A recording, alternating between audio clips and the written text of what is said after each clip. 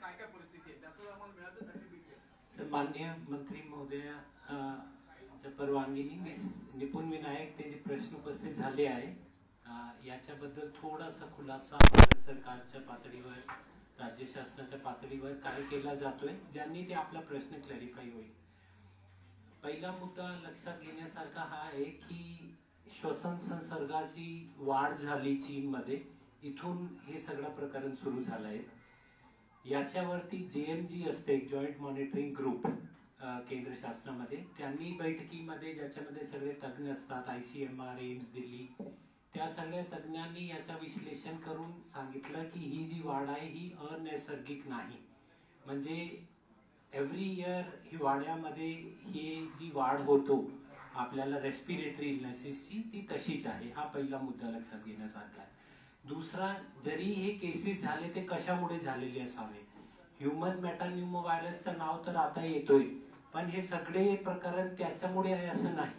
इन्फ्लुएन्झाचा virus आहे, respiratory सिन्सिशियल virus नावाचा विषाणू आहे. असे वेगवेगळे विषाणू हिवाळ्यामध्ये आपल्याला अशा प्रकारचे सिम्पटम्स करतात, ते सगळे याला कारणीभूत आहेत.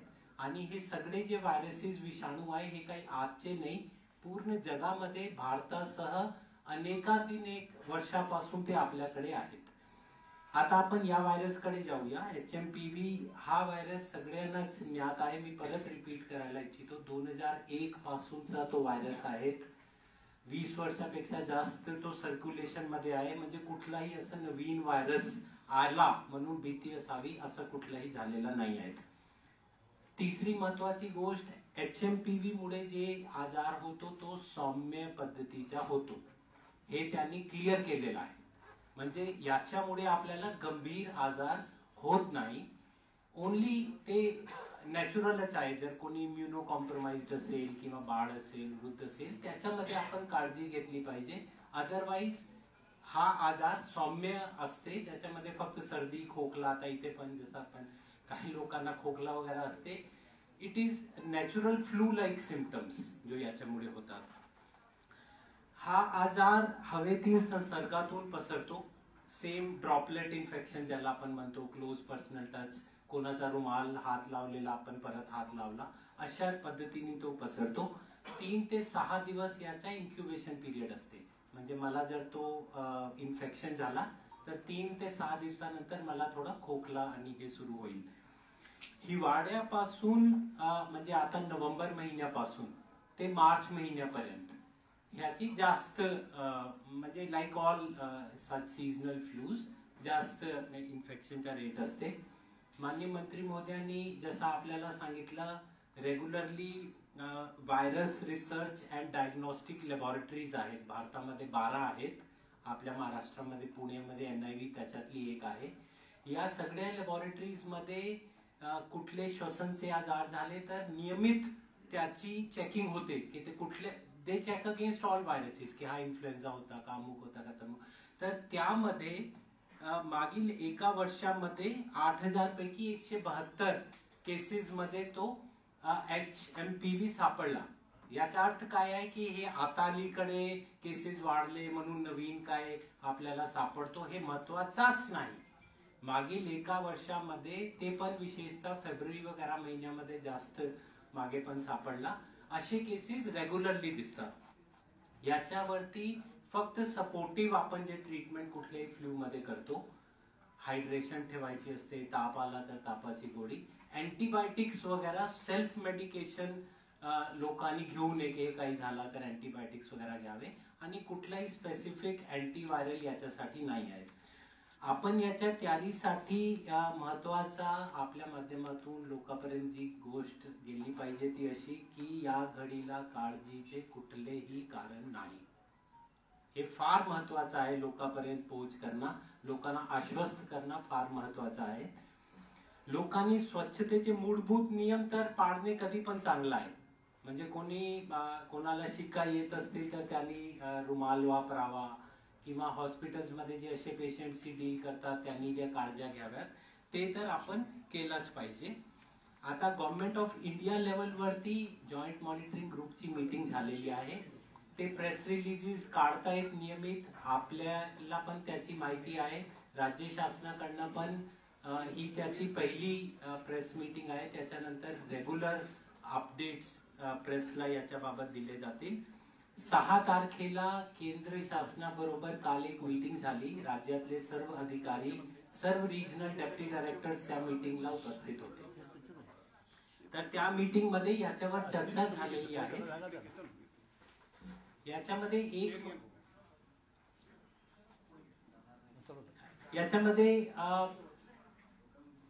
माइल्ड केसेस आहे, तर आपण आता वेट करतोय गव्हर्नमेंट ऑफ इंडियाच्या या बाबतीत काय पुढील निर्देश येतील. तर ते निर्देश आल्यानंतर याच्यामध्ये काय केला पाहिजे, कुठे सॅम्पल पाठवला पाहिजे, जर तसा आला गंभीर आजारामध्ये ते फक्त करण्याची गरज आहे. एक महत्वाची बाब याच्यात ही आहे की only if there is a severe case तर आपण VDRL ला पाठवायचे. पॉझिटिव्ह निघाल्यानंतर NIV मध्ये त्याची जेनेटिक सिक्वेन्सिंगची पण सोय आहे आणि ती आपण तशी काही अपेक्षा करत नाही आहे, पण फक्त काळजी म्हणून ती सगळी आपली व्यवस्था जागेवरती आहे यासाठी ते सांगण्यात येते. आज ते मंत्रिमंडळ मध्ये पण याच्यावरती सविस्तर चर्चा झालेली आहे आणि पूर्ण आरोग्य विभाग, मेडिकल एज्युकेशन विभाग यासाठी तयारीने आहोत. आमचे सगळे फील्ड ऑफिसर्स पर्यंत ही माहिती झालेली आहे. So regarding your question, if there are any positive mild cases of HMPV, there is nothing to be done as of now. Only if government of India tells us कि कुछ severe केस है तो उस severe केस में आपको क्या करना चाहिए, कहाँ भेजना चाहिए, देन हमारी मशीनरी एक्टिवेटेड है, we will start acting upon it. Otherwise normal सर्दी खोकला झाला की आपण त्याच्यावरती एकदम कॉशियस व्हायचं आहे, याचे कुठलेही कारण नाही.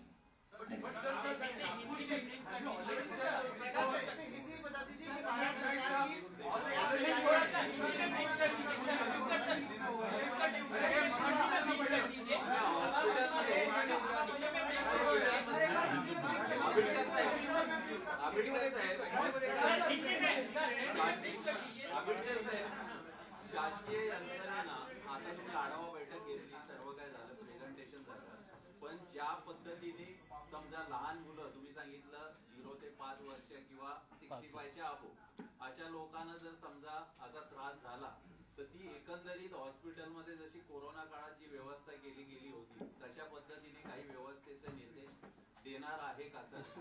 आपण गव्हर्नमेंट ऑफ इंडिया कडनं गाईडलाईन्स आल्याच्या शिवाय सध्याला आपण आपले तयारीनी आहोत, पण there are no reasons to be alarmed at this stage.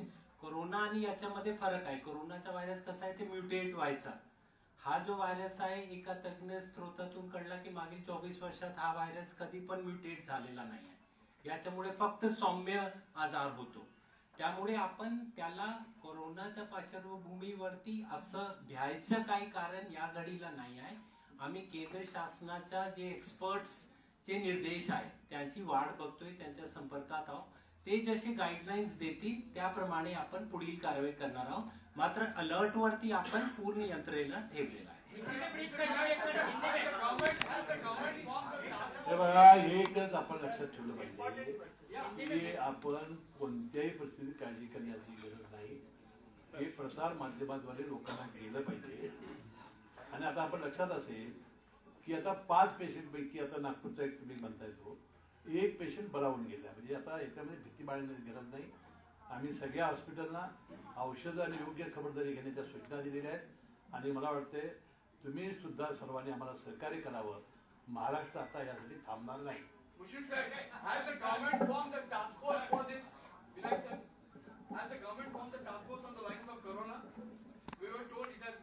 See, the highest body of the government, which is the cabinet, has taken cognizance of this. The matter was apprised to all the honorable ministers today because of the importance of this issue, so that people should know. All the entire cabinet मंत्रिमंडळाने याची माहिती दिली आहे. At the department level, as honorable ministers have told, we are all ready. We have taken meetings. We are also in touch with the international organizations like UNICEF, etc. So we are all on board. Vinayak sir,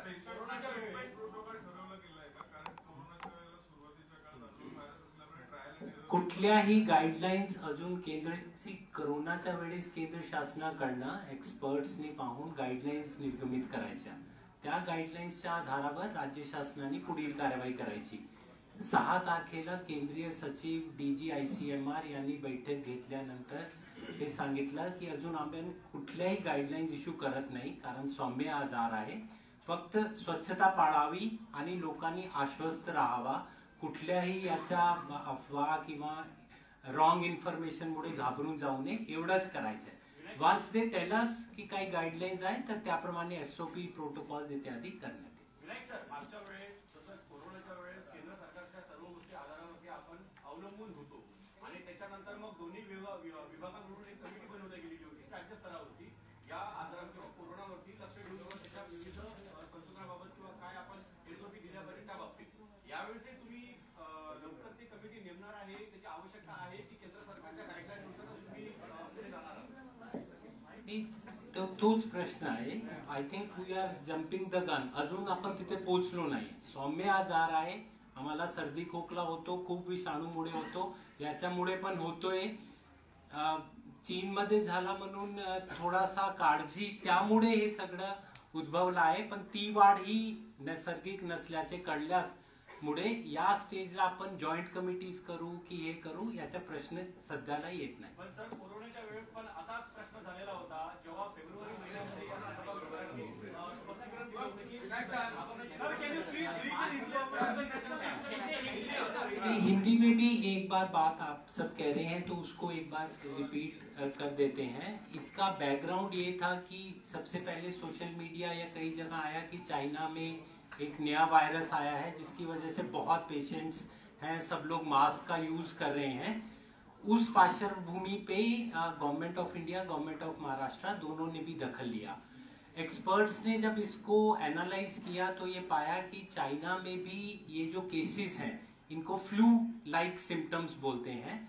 ये cases में कुछ भी there is no unnatural rise, मतलब हर साल सर्दी में जिस तरह ये केसेस होते हैं उसी तरह के केसेस हैं.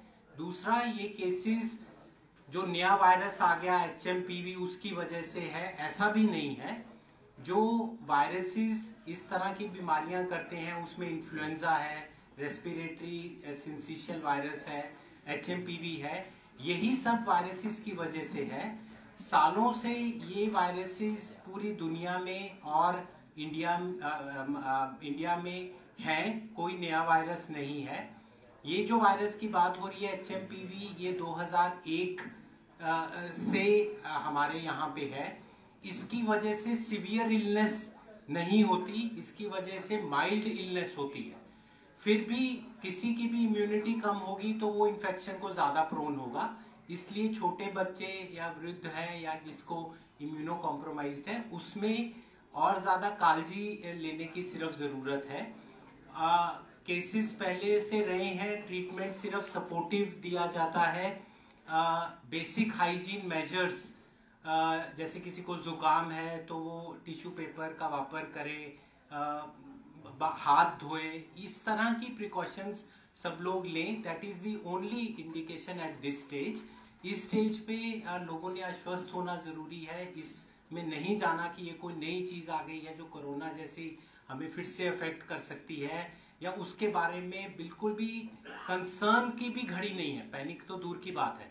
इस समय त्याचा कन्सर्नची पण गरज नाही आहे या घडीला, उसकी भी बिल्कुल जरूरत नहीं है. जो जॉइंट मॉनिटरिंग ग्रुप है गवर्नमेंट ऑफ इंडिया लेवल पे, वो रेगुलरली इस पे बैठेंगे. रेगुलरली उसके बारे में कुछ इंस्ट्रक्शन स्टेट गवर्नमेंट को आती हैं, तो उस हिसाब से जो भी इसके बियॉन्ड कार्रवाई करनी चाहिए वो हम लोगों द्वारा की जाएगी. अभी के लिए field officers up two reasons directors सभी को ये सूचना दे दी गई. सर, महाराष्ट्र में इस वक्त कितने लैब्स हैं जहां पर इसकी टेस्टिंग हो रही है? क्या केवल पुणे में ही टेस्टिंग हो रही है या बाकी के अन्य सरकारी लैब्स में भी? उसमें देखिए जो प्रोटोकॉल निकाला जाता है ना कि किस तरह के पेशेंट का तपासनी की जाए, देयर आर इंडिकेटर्स, तो वो गाइडलाइंस अभी नहीं आई हैं. लैब्स के बारे में जो आपने पूछा है वो NIV पुणे जो है वो lab, in fact I think that is the only lab जिसमें इस वायरस का जेनेटिक सीक्वेंसिंग और उसको आइसोलेट करने की भी क्षमता है। तो ये रादर हमारे पास एक टर्शरी लेवल की फैसिलिटी है। 12 लैब्स ICMR ने बोला है जो पूरे इंडिया में है। वो लोग ये अभी कोशिश कुछ कर रहे हैं कि हर स्टेट में कम से कम एक ऐसी लैब हो। वहां पे टेस्ट करने का फायदा सिर्फ इतना है कि अगर कोई सीवियर केसेस इस तरह के सर्दी जुकाम के होते हैं और वो हमें गाइडलाइन देते हैं कि इस केस में आप सैंपल भेजिए, तो उन लैब में पहले भेजा जाएगा, वो जो भी सूचना देंगे उसके अनुसार। फिर उस लैब में अगर पॉजिटिव निकला, नेगेटिव निकला तो कुछ नहीं करना है, अगर पॉजिटिव निकला तो वो सैंपल्स फिर उन लैब से भी NIV पुणे में भेजे जाएंगे। NIV पुणे के पास क्योंकि ये फैसिलिटी है कि वो उसका, जैसे मैंने बताया, जेनेटिक सीक्वेंसिंग और आइसोलेशन भी करके ओनली एज ए प्रिकॉशनरी मोड फिर से ये चेक करते रहना चाहते हैं कि दिस इज द सेम वायरस। जैसा मैंने बताया, इस वायरस में म्यूटेशंस नोन नहीं है। सर, अभी तक महाराष्ट्र में कितने केसेस हैं, नहीं है, कितने केसेस हैं और क्या पूरा डिटेल्स? हम लोगों ने सर्वेलेंस करने का सूचना दिया है कि फील्ड ऑफिसर्स इसको सडन एक्यूट रेस्पिरेटरी इन्फेक्शन सारी मनून हम बोलते हैं कि ऐसे जब केसेस हैं उनके सैंपल्स VDRL को भेजे जाएंगे। कैसे भेजे जाएंगे हम लोग उसके बारे में केंद्र शासन की सूचनाओं की वेट कर रहे हैं। वो लोग आज कल उन्होंने बताया कि हमें इंफॉर्मेशन देंगे कहाँ लैब्स हैं, कैसे भेजना है। No, what I told you was in the last 1 year, as Honorable Minister said, close to 8,052 samples which are routinely tested in all these laboratories. Out of those 8,052, this is since February 2024. Since that time 172 were positive. So 8-9% of these respiratory illnesses can be HPMV. So that is why we are stressing that it is not that something suddenly new has come and how many cases are there we should be alarmed about. It's a normal virus which can give you upper respiratory tract infection. Sir, आप कह रहे हैं कि ये normal virus है, तो इतनी सारी तैयारियां, इतनी सारी अलर्टनेस क्यों हो रही है? It is always good to be prepared. About the Nagpur case, just ask, the 2 patients have already been, said they are stable. But have you sent those samples basically to Pune, lab, and what are the reports? Those नहीं, वो labs में मैं 3-4 बार जैसे अभी निवेदन KIA, government of India हमें कौन C labs हैं, किस तरह के पेशेंट्स का भेजा जाना चाहिए, वो पूरी हमें डायरेक्शंस देने वाली हैं। और ये उपयुक्त होगा कि उसके बाद ही we can not flood the system unnecessarily also. किसी को माइल्ड इन्फेक्शन है और हम उसका सैंपल भेजना चाहिए, नहीं भेजना चाहिए, किस तरह के पेशेंट का भेजना चाहिए, कहाँ भेजना चाहिए, ये बातों की क्लैरिटी और यूनिफॉर्मिटी होना बहुत जरूरी रहता है किसी भी इन्फेक्शियस डिजीज में। ओव्हरऑल एक पुरी सिरियस नाही आहे, तो तुम्ही सगळ्यांनी काळजी करण्याची गरज नाही, लोकांना अस्वस्थ करावं एवढीच. नाही म्हणूनच म्हणते ते मार्केट पडू नये. महाराष्ट्र आता थांबणार नाही, ते थांबू द्यायचं नाही, हे आपण सगळ्यांनी मिळून करूया. तेवढं सगळ्यांनी करा, आम्हाला सहकार्य करा. आता सगळ्या प्रश्नाची उत्तरं सचिवांनी आम्ही दिलेली आहे, तेवढं काम आपण सगळ्यांनी करा.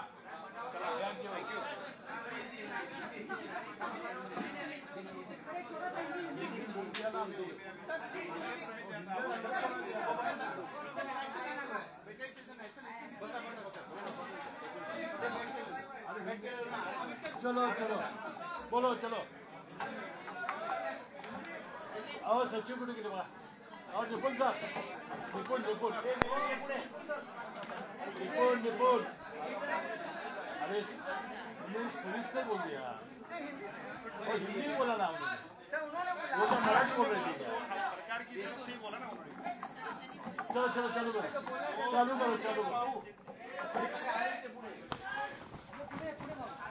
ये अभी बताया गया,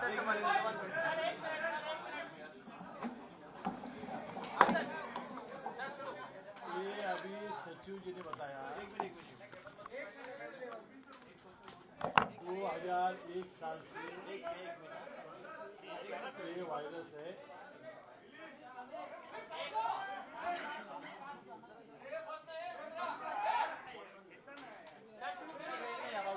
इस वायरस की कोई चिंता करने की जरूरत नहीं है। सिर्फ ये इन्फ्लुएंजा जैसा ये बीमारी है।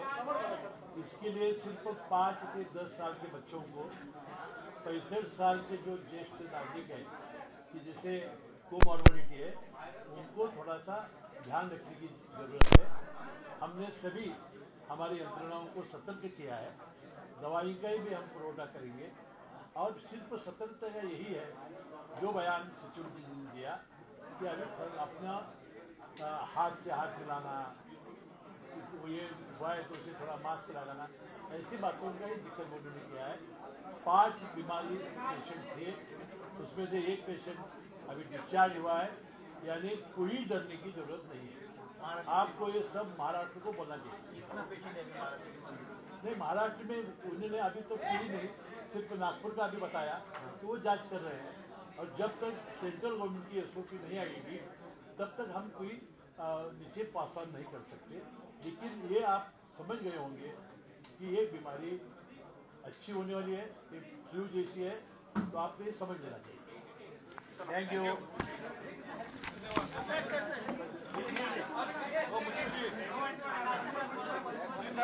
काही ठिकाणी औषधाचा तुटवडा आहे, काही ठिकाणी नायर हॉस्पिटलमध्ये